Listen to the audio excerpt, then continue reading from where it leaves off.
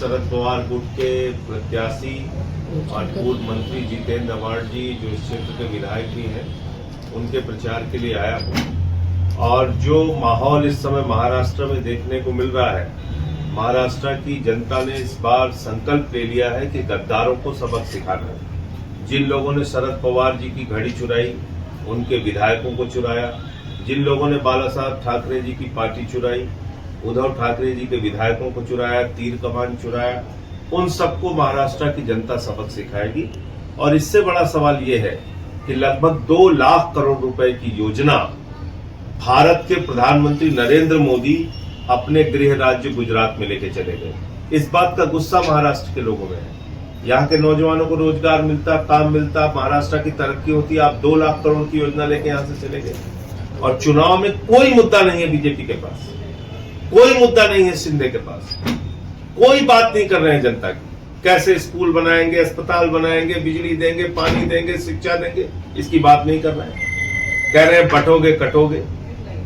मैं महाराष्ट्र की जनता से हाथ जोड़कर कहना चाहता हूं, अपील करना चाहता हूं, बंटोगे तो सरकारी अस्पताल बंद हो जाएंगे, सरकारी स्कूल बंद हो जाएंगे। बंटोगे तो देश में महंगाई आसमान पे पहुंच जाएगी। अभी 110 रुपए का पेट्रोल आपने खरीदा, 100 रुपए का डीजल खरीदा, 250 रुपए का सरसों का तेल खरीदा, 300 का टमाटर खरीदा। महंगाई आसमान पे पहुंच गई। नौजवान बेरोजगारी के कारण आत्महत्या कर रहा है। तो बंटो नहीं, कटो नहीं, मिलकर भाजपा को हराओ। सारे लोग इकट्ठा होकर भाजपा को हराओ। और मैंने तो नारा भी दिया है आज महाराष्ट्र के अंदर, न बटिए न कटिए, मिलकर भाजपा को रपटिए। सर, कल थाने में केंद्रीय मंत्री किरण रिजिजू आए थे। उन्होंने ऐसा कहा कि 25 नवंबर से विंटर सेशन शुरू होगा। इस दौरान वक्फ अमेंडमेंट बिल एक्ट आएगा। इसमें अगर विरोधी दल के नेता ने आक्षेप लिया तो हम जबरदस्ती इस बिल को पास कर लेंगे। आप जेपीसी के सदस्य हैं, किस तरीके से देखते हैं? देखो, ऐसा है कि धार्मिक संस्थानों की जमीन को कब्जा करके अडानी को देने का मकसद है नरेंद्र मोदी जी का।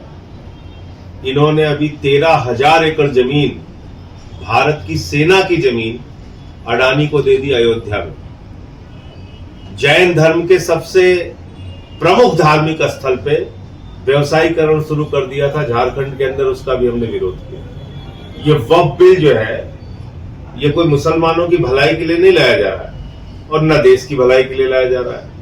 ये देश के अमन चैन को बिगाड़ने के लिए और धार्मिक संस्थानों की जमीनों को कब्जा करने की एक शुरुआत है। ये मत समझिए कि सिर्फ मस्जिदों की जमीन ये कब्जा करेंगे, आगे मंदिरों की भी करेंगे, गुरुद्वारों की भी करेंगे, चर्चों की भी करेंगे। और इनका मकसद है सारी जमीन उठा के अडानी को देना। अभी आपने देखा मुंबई के अंदर धारावी में क्या किया इन्होंने। 2,500 करोड़ रुपए का नुकसान सह के भी ये अडानी को प्रोजेक्ट दे रहे हैं धारावी का। तो इसलिए वक्फ बिल का हम लोग विरोध कर रहे हैं। और मैं उम्मीद करता हूं कि चंद्रबाबू नायडू जी, नीतीश कुमार और चिराग पासवान, ये तीनों लोग भी इस बिल का विरोध करेंगे, क्योंकि ये इस देश के अमन चैन के खिलाफ बात होगी अगर ये बिल पास होता है।